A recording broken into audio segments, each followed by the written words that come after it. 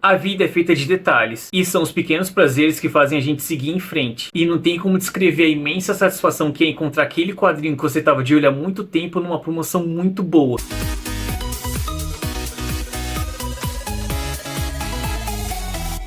E aí pessoal, sejam muito bem-vindos ao Fandom Prime. Meu nome é Cisco e no vídeo de hoje eu queria bater um papo com vocês sobre as minhas aquisições do mês de junho. A intenção desse vídeo é fazer muito mais do que simplesmente mostrar a capa dos quadrinhos e mangás que eu comprei nesse mês. Na prática, eu realmente queria comentar sobre cada uma dessas coisas que eu comprei de forma tão empolgada. Dessa forma eu espero entreter vocês ou deixar vocês tão empolgados quanto eu. E não que no final vocês achem que isso foi uma perca de tempo total. Mas antes de começar, não se esquece de curtir o vídeo e se inscrever no canal para dar aquela força, beleza? Vamos lá então, o primeiro material aqui é Lanterna Verde Legado, publicação do selo infantil da DC, que a Panini trouxe em 2021.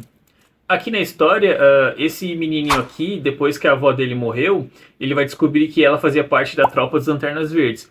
Então ele vai ter que lidar com o fato de herdar esse manto e lidar com as responsabilidades do seu legado. Eu sei que eu não sou o público-alvo aqui dessa história, mas tem dois motivos pelos quais me interessaram esse material. O primeiro é que público-alvo é o escambau. Se uma história me interessa, eu realmente vou atrás dela. Pra mim essa questão é poucas ideias. E eu também já li alguns outros títulos do selo DC Kids, que eu parti do mesmo pressuposto. Vi a história meio que por cima, me interessou, eu comprei, li e gostei. Então do selo em si eu não tive nenhuma decepção. O segundo é, como eu já disse algumas vezes aqui no canal, eu comecei a colecionar quadrinhos na época dos 952. E recentemente eu acabei percebendo que eu tenho basicamente tudo que saiu do Lanterna Verde de lá pra cá. Quer dizer, esses tempos eu também acabei fechando a minha coleção do Lanterna Verde do Geoff Johns. Então na prática eu tenho basicamente tudo que saiu do Lanterna Verde ali desde 2004, 2005, quando saiu o Lanterna Verde Renascimento, até os dias de hoje. Porque, bom, minha coleção de 952 estava completa e eu não parei de comprar desde então. Quando começou o Renascimento eu continuei comprando e pós-Renascimento também, com a fase do Grant Morrison no Lanterna Verde, por exemplo. Claro que não tá exatamente 100% completa. Às vezes a Panini pode não ter encadernado algumas coisas que saíram nas mensais pré-952. No caso eu tenho todas as mensais dos 952, então ali tá 100% completo. Só pré-952 que eu tenho só os encadernados que ela lançou. Então se tinha alguma coisa das mensais dessa época que ela não encadernou, então pra mim tá faltando. E também tem uma coisa ou outra específica que eu sei que eu não tenho, tipo uma história do Guy Gardner, mas sabe, são só umas coisinhas que se eu olhar o conjunto inteiro eu posso dizer efetivamente que eu tenho tudo que saiu desde essa época. Claro, isso tudo canonicamente falando, porque por esse viés eu ia deixar isso aqui passar batido. Como isso aqui é da linha Kids, isso aqui não faz parte do universo regular da DC. Mas uns tempos atrás, de alguma forma, eu vi alguma imagem, algum texto, alguma coisa,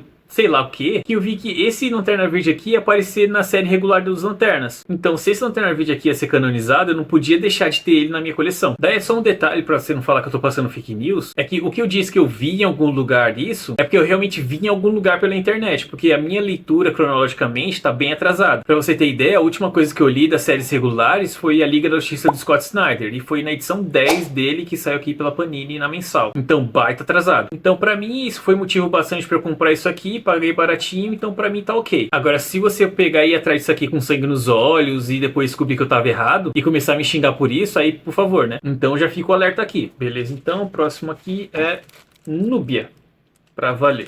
Aqui, diferente desse Lanterna Verde, essa aqui é uma publicação do selo Teens da DC. No caso para adolescentes, outra é infantil, esse aqui é adolescentes.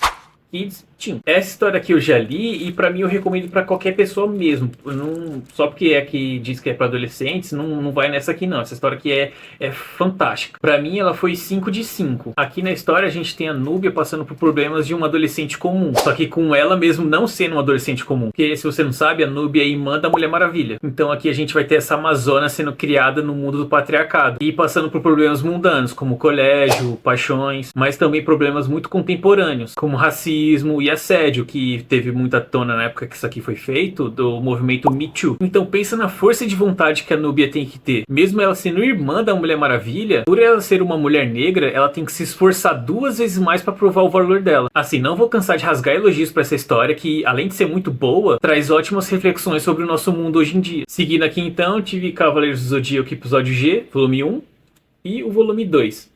Publicação da New Pop, né, que ela conseguiu os direitos, que anteriormente foi publicado pela Conrad, só que aí então a Conrad concluiu a publicação e a New Pop agora adquiriu os direitos e tá trazendo de volta pro Brasil essa série. Só que eles estão super atrasados nessa publicação. Pra você ter uma ideia, o volume 2 saiu em dezembro de 2022 e agora a gente tá em julho e até hoje sem sinal do volume 3. Mas esses dias eu comentei lá num post da New Pop no Facebook, perguntando sobre episódio G, falando, e aí, acabou? Cancelaram? O que deu? E eles responderam que tiveram um problema interno lá deles, produção ou sei lá o que, mas que no segundo semestre agora vai voltar. Tá vendo que além de um bate-papo nerd aqui, a gente também traz informação? Então não se esquece de curtir o vídeo e se inscrever no canal, beleza? Bom, acho que pra mim é difícil fazer um breve comentário sobre Cavaleiros do Zodíaco. Essa é uma franquia que eu sou apaixonado desde criança, eu assisto o anime desde que eu me entendo por gente, e já reassisti ele também inúmeras vezes ao longo da minha vida. Só o mangá que eu nunca li, eu nunca tive a oportunidade de ler o mangá. O único material oficial que eu li de Cavaleiros do Zodíaco foi o spin-off Santia Show, que a JBC estava publicando desde 2014, se eu não me engano, que foi concluído esse ano agora no volume 16, que aliás eu tô bem atrasado na leitura. Mas acontece que esse episódio G aqui é outro spin-off da série principal. Eu não conheço muito, mas meu amigo que é fanático por Cavaleiros do Zodíaco me disse que na verdade isso aqui vai focar sobre o passado dos Cavaleiros de Ouro e algumas missões que eles foram fazendo ao longo dos anos. Eu particularmente estava muito relutante de pegar isso aqui, porque eu sempre que eu vi algum material relacionado ao episódio G,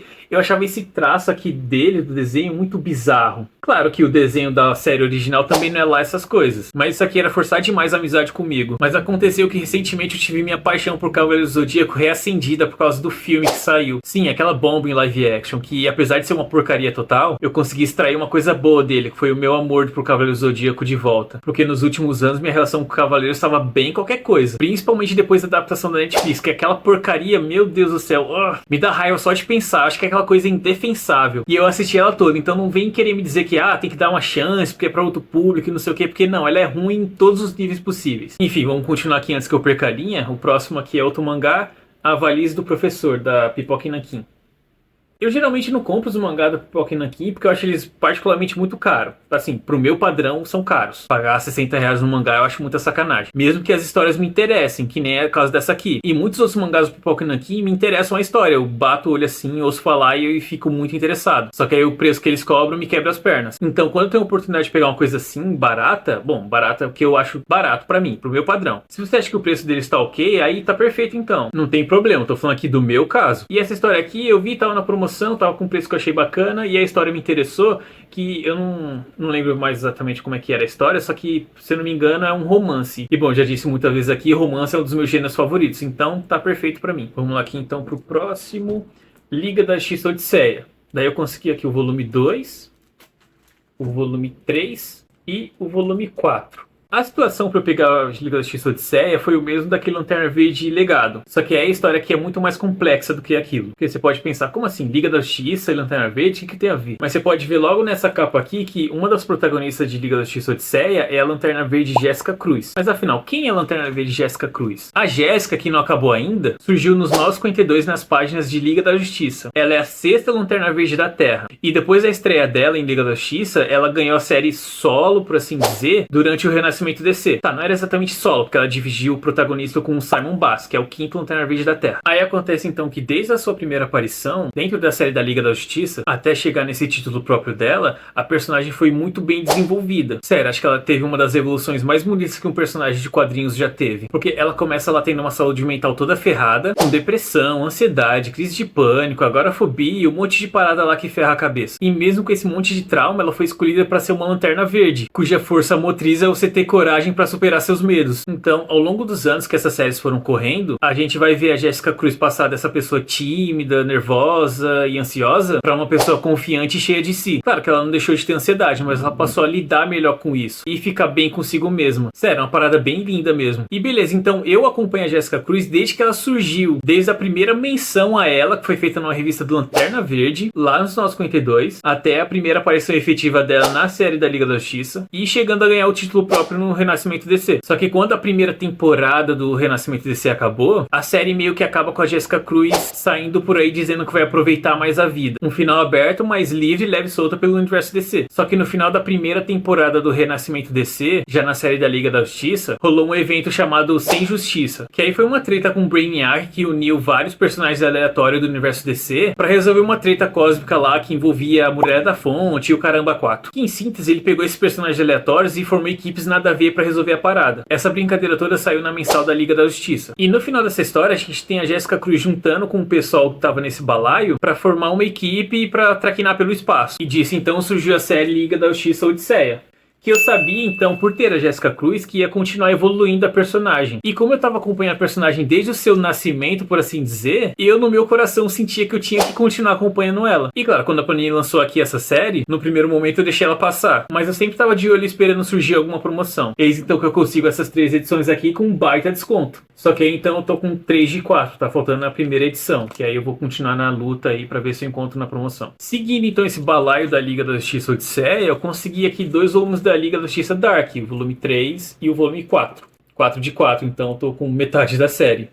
A Liga da Justiça Dark eu acompanhava na série mensal do Constantine nos 952. E antes que você torça o nariz, lembra que eu falei que eu comecei nos 952, então pra mim rola toda uma questão de apego emocional e memória afetiva. Mas eu vou dizer também que, se não me falha a memória, a série da Liga da Justiça Dark, na época dos 952, não era totalmente ruim assim. Eu curtia bastante de acompanhar. Só que também não me fazia falta não acompanhar essa nova série aqui. Mas como tava no balaio lá da Liga da Justiça Odisseia, então eu resolvi pegar. Agora só tenho que ir atrás então dos 2 primeiros volumes. Mas fora os 2 volumes da série principal, que tá faltando da Liga da Justiça Dark, também rolou um prelúdio que antecipava essa série da Liga da Justiça Dark. Foi um crossover com a Mulher Maravilha que a Panini lançou uns tempos antes de começar a sair essa série. Mas essa então eu já dei a sorte de conseguir ela aqui, que é essa aqui, ó, Mulher Maravilha e Liga da Justiça Dark. Consegui no mês passado também, tá? Essa aqui é uma aquisição. Não tô mostrando aqui só pra complementar o que eu tava falando.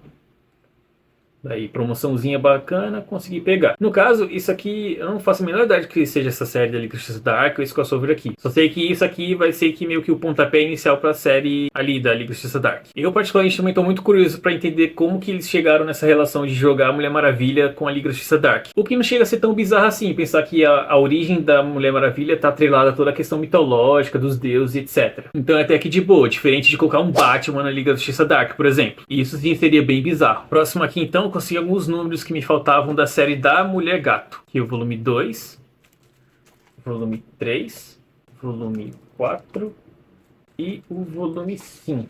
Se eu não me engano, acho que essa série até o momento tem até a edição 7. Se não me falha a memória. Mas aí, se tiver encerrado no 7 mesmo, não vou saber dizer se foi encerrado no 7 ou ainda está em circulação. No caso, esperando sair em volume 8 e por aí vai. E o motivo para eu colecionar essa série aqui da Mulher Gato é bem engraçado. Quer dizer, eu gosto da personagem, acho ela bem interessante. E como uma pessoa normal, eu sou apaixonado pela Mulher Gato da Michelle Pfeiffer. Mas eu, sinceramente, ia deixar essa série aqui passar batida. Eu tinha lido a Mulher Gato nos anos 52, quando saí lá no mix da Sombra do Batman. E eu achava as histórias boas até, uma das melhores daquele mix. Mas não era nada que me fazia pensar, nossa, que negócio fantástico e essencial. Por isso que quando começou a sair isso aqui eu pensei, opa, mais uma coisa aí que eu não vou precisar pegar. Só que em 2021 a Panini resolveu fazer um saldão dos produtos dela. Foi um evento, por assim dizer, que rolou presencialmente lá em São Paulo, perto da Avenida Paulista. E nesse rolê ela tava com uns quadrinhos lá com uns puta desconto bom. Uns descontos que eu nunca vi ela fazer no site dela, pelo menos. Naturalmente, nessa brincadeira eu acabei pegando muita coisa que me interessava. Só que lá no meio da bagunça eu acabei vendo a primeira edição dessa série da Mulher Gato, que tava com uma blank cover. A blank cover, caso você não saiba, é basicamente uma espécie de sobrecapa em branco que eles colocam por cima do quadrinho. Aí meio que faz aquela ser uma edição especial, que eles lançam tradicionalmente em grandes eventos, como a Comic Con, que no caso aqui no Brasil é a CCXP. A ideia por trás disso seria você comprar esse quadrinho com a capa em branco lá no evento, e aproveitar que você tá lá no evento, onde tem um Art Sale, né, o beco dos artistas, e levar então esse quadrinho com a capa em branca para um artista lá no meio do Art Sale e fazer uma arte especial para você. E na prática então você vai ter um quadrinho que muita gente tem, só que aquela capa vai ser feita especialmente para você. Eu mesmo tenho 2 quadrinhos nesse esquema, mas eles estão lá na casa dos meus pais em São Paulo, então não vou poder mostrar aqui agora. Enfim, então eu vi aquele quadrinho lá da Mulher Gato que eu não tinha interesse em pegar, mas tinha blank cover, e desde que eu comecei a minha graduação em 2019, eu não vou no evento nerd. A última vez mesmo que eu fui na CCXP foi em 2018. Então eu falei e pensei, caraca, eu vou pegar esse quadrinho aqui e no próximo evento que eu for, vou pedir pra fazer um desenho fudido pra mim. E acabei pegando, e tava baratinho, uns R$10 mais ou menos, então eu acabei sendo seduzido pela ideia da blank cover. E acabei dando a obrigação de completar aquela série. Porque, porra, eu não ia comprar um bagulho lá só pra fazer um desenho pra mim na capa e deixar guardado. Eu obviamente ia ler aquilo ali e não ia ler incompleto o negócio. Então nesses últimos anos eu tava então só com aquela primeira edição da Mulher Gato, até que no mês passado eu consegui essas 4 edições aqui na promoção.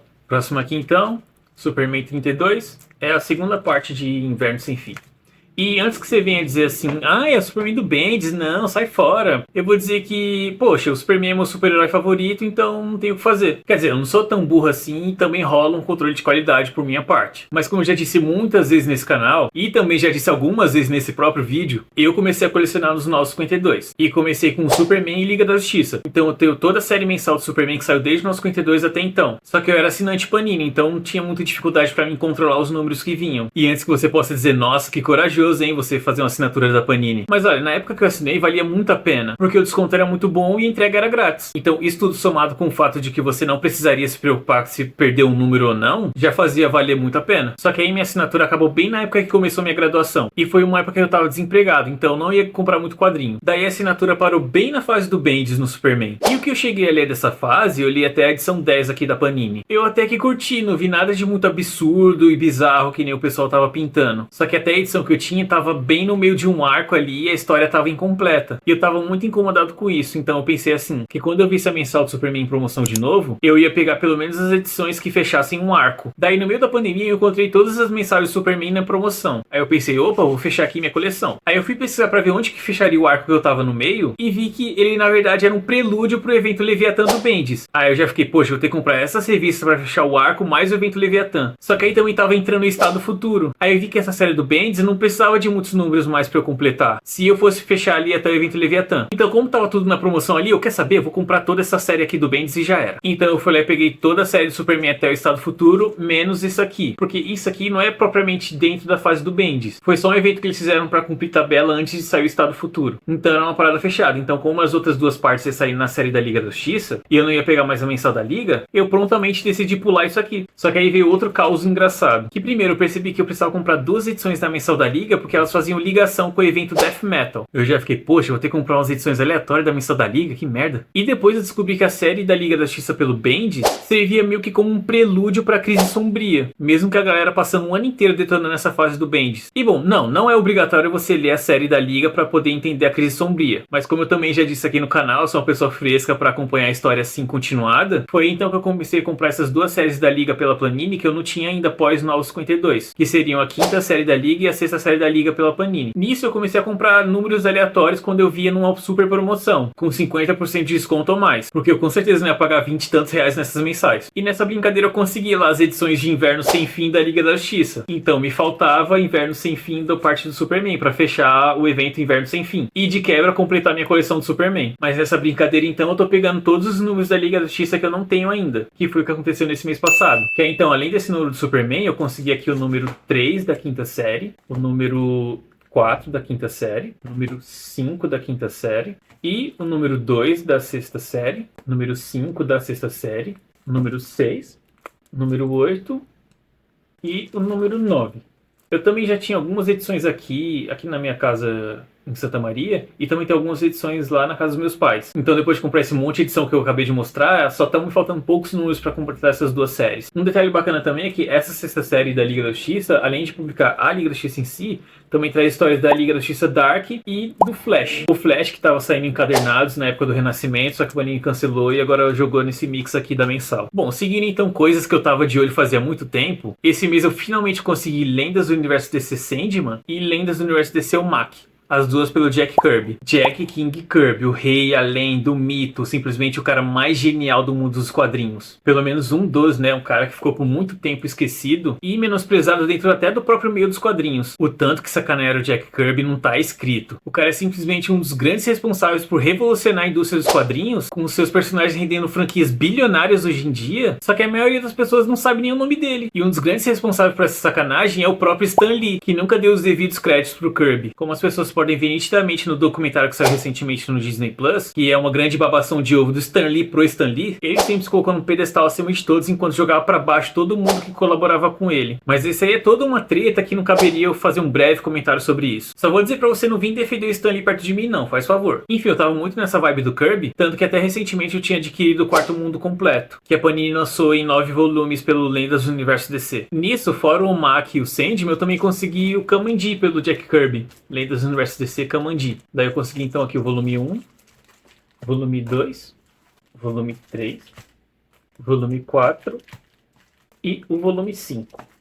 No caso, esse aqui, Lendas do Universo DC Kamandi, fecha em 6 volumes, daí então tá me faltando o 6º volume. O Kamandi eu não conhecia muito, pra ser sincero, eu só sabia que era uma criação do Jack Kirby e que vi o pessoal comentar sobre ele bastante. Mas o que eu entendi, assim, folheando páginas e lendo sinopses por cima, é que esse garoto que parece uma mistura de Tarzan com Future Quest, solto pelo planeta dos macacos. Claro que eu também posso estar absurdamente errado aqui, porque essa foi só a minha leitura superficial da coisa. Daí você pode me corrigir aqui nos comentários se eu estiver errado, ou depois quando eu for ler a história eu vou descobrir a verdade e venho comentar com vocês minha opinião. Então, já que eu tinha entrado nesse embalo do Kamandi por causa do Jack Kirby, eu resolvi fechar a coleção de Kamandi comprando isso aqui, o Desafio de Kamandi. No caso, esse aqui é só o volume 2, então tá faltando a primeira edição, que depois eu vou atrás, procurar uma promoção, que nem eu peguei esse aqui, aí vai estar fechado. Mas eu vou ser sincero com vocês e dizer que eu nunca tinha ficado com tanta coleção incompleta assim. Isso já tá começando a atacar o meu toque. O próximo aqui então é Decomposição, Planeta Morto.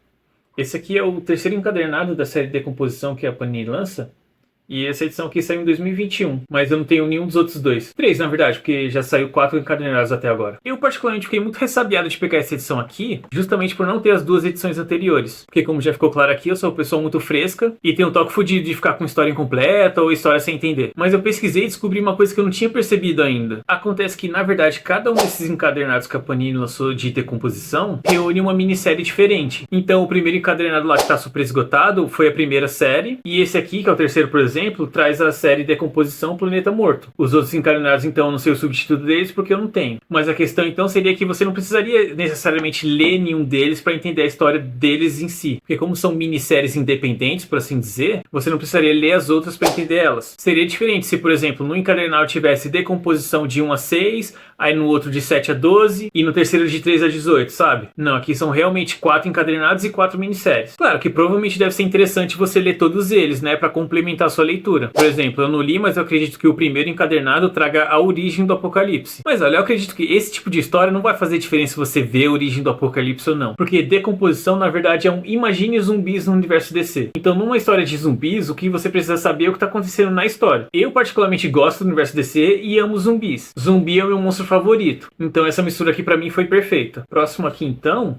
é ser Fúrias Femininas. As Fúrias Femininas são um grupo de elite de Apocalipse, que seria o melhor e mais letal esquadrão do Darkseid. Eu acho toda a história por trás das Fúrias Femininas muito fantástica. O lance da vovó Bondade, o jeito que ela treina essas mulheres desde crianças para serem assassinas e tudo mais é muito impressionante pra mim. Só que aí acontece que as Fúrias Femininas nunca foram um grupo muito popular, né? E a Panini vir publicar isso aqui no formato nada acessível também não ajuda em nada. Então muita gente deixou isso aqui passar, inclusive eu. Eu pelo menos não ia comprar isso aqui pelo preço que eles estavam oferecendo. Nem 30% de desconto ia resolver. Mas aí eu encontrei por menos de 30 reais, então pra mim foi sucesso. Só que aí se tivesse sido cartão por uns 20 reais, a gente poderia conversar melhor. Outra coisa fantástica dessa história aqui é que os desenhos são feitos pela Adriana Mello. Ela é uma artista brasileira que é simplesmente sensacional. Eu encontrei com ela na CCXP de 2018 e ela é simplesmente genial, uma baita artista e muita gente boa. Mas no outro vídeo eu conto esse meu encontro com a Adriana Mello, que é uma história muito bacana, aliás. Mas a questão é que eu fico muito feliz por ter mais trabalhos dela aqui na minha coleção. Seguindo aqui então, Lois Lane, Inimiga do Povo, do Greg Rucka.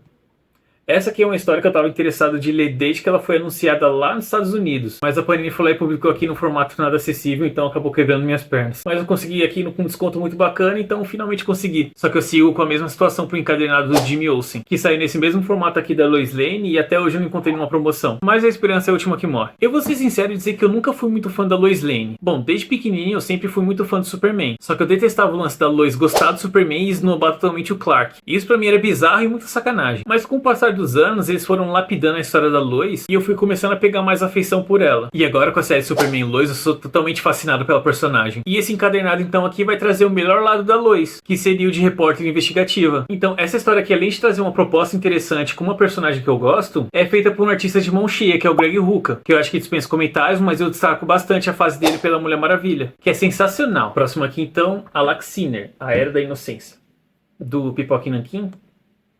É uma história de detetive, noir dos anos 20, 30. Eu não li ainda, mas como eu disse num vídeo recentemente, eu sou apaixonado por histórias e filmes antigos, principalmente aqueles ali dos anos 30 e 40. E quando eu vi a descrição dessa história aqui do Laxiner, eu já gostei de cara e tive que ir atrás dele. Seguindo aqui então, outro Pipoca Nankin, eu consegui O Purgatório, que eu também não li, mas me descreveram como sendo um ótimo para ressaca literária, o que já é sensacional para mim. Mas fora isso, pelo que eu vi, essa aqui é uma história com poucas palavras, né, mais visual, e ele vai tratar aqui de temas como reflexões sobre a vida, sobre a morte e coisas do tipo. E esse tipo de história que me traz esse tipo de reflexão me interessa bastante. E para fechar o mês com chave de ouro, eu finalmente consegui aqui Authority. No caso, eu peguei o busão da Panini.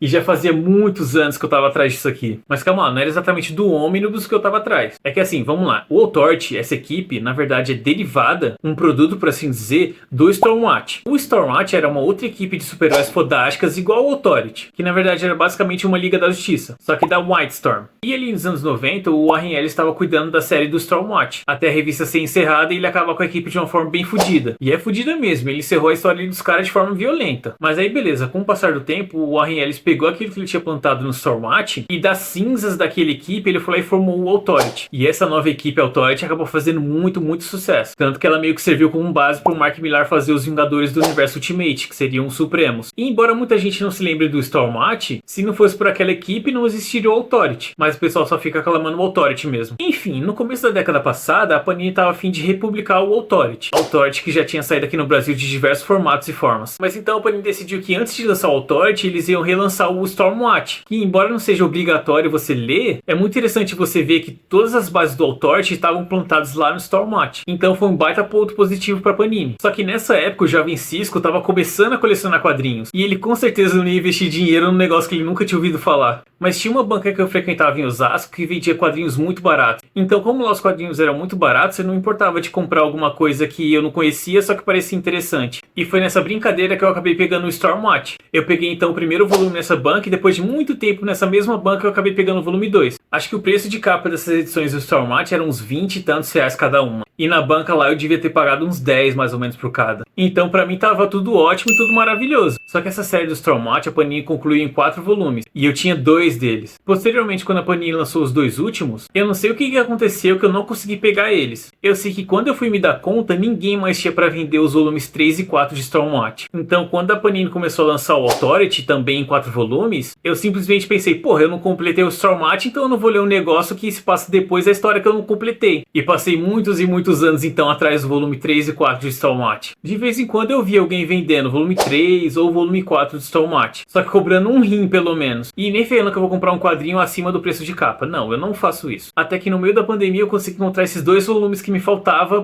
por um preço muito bacana. Mais do que eu paguei de um volume 1 e 2, só que menor do que o preço de capa deles ainda. Então sucesso, consegui completar o Stormwatch. Só que aí depois que eu completei o Stormwatch eu comecei a pensar, porra, e o Authority agora, hein? Ficou faltando, né? Pô, que sacanagem. Então, no meio da pandemia, começou a minha luta por ir atrás dos 4 encadernados da Panini do Authority. E aí aconteceu uma coisa engraçada, que mesmo o Stormwatch, quando eu ia procurar, por exemplo, a coleção completa, às vezes eu encontrava os 4 volumes vendendo junto, né? Por um preço razoável. Razoável levando em conta os 4. Agora, no caso do Authority, mesmo procurando os 4 volumes de uma vez, sempre era uma facada o preço. Tipo, 200 reais mais ou menos. E eu pensava, porra, pagar 50 reais em cada volume desse aqui, que eram uns 20 reais mais ou menos? Não, nem fudendo. E eu tava aí nessa luta de procurar os 4 encadernados de Authority, até a Panini anunciar que ia lançar o Omnibus. De cara assim eu pensei, pô, o Omnibus eu não vou comprar porque é muito caro, sem condições pra mim. Então eu esperei que com o lançamento do Omnibus, a coleção dos 4 encadernados ia baratear, o que acabou passando muito longe da verdade. E quando eu fui ver, mesmo com o lançamento do Omnibus, os caras continuavam cobrando puta cara nos encadernados. Porra, até se você for olhar hoje em dia, tem gente vendendo aqueles 4 encadernados pelo mesmo preço do Omnibus. Então um dia eu tava conversando com um amigo meu que tem os 4 encadernados, e ele comentou comigo que esse Omnibus era mais completo porque ele tem, além de todas as histórias que tinha nos 4 encadernados, também tinha aquela minissérie da Jane Sparks e um especial do Wildstorm. Então eu pensei comigo, quer saber, se o Omnibus é mais completo e o pessoal tá cobrando basicamente o mesmo preço pelos 4 encadernados, eu vou esperar sair uma promoção e investir no Omnibus. Porque, poxa, o Stormwatch eu já tinha, então não ia ficar sem o Authority. Ainda mais que o James Gunn anunciou que ia ter o filme do Authority, então eu precisava daquele material pra mim ler antes de assistir o filme. Então eu, como um bom rato de descontos, eu finalmente consegui o Authority. Consegui com uns 40% de desconto, mais ou menos, acho que foi com uns 42, 43 mais ou menos, esqueci agora quanto que deu. Mas pô, super compensou, ainda saiu mais barato do que os mercenários cobrando pelos 4 encadernados. Então agora só me resta ler o Stormwatch e o Authority numa tacada só. Então é isso, pessoal. Espero sinceramente que vocês tenham gostado do vídeo. Não se esqueça de deixar o like e se inscrever aqui no canal. Também pode comentar aqui embaixo o que você comprou esse mês, o que você achou das minhas aquisições, o que achou dos meus comentários, críticas, elogios, sugestões, pode ficar à vontade. Muito obrigado por ter assistido até aqui e até a próxima.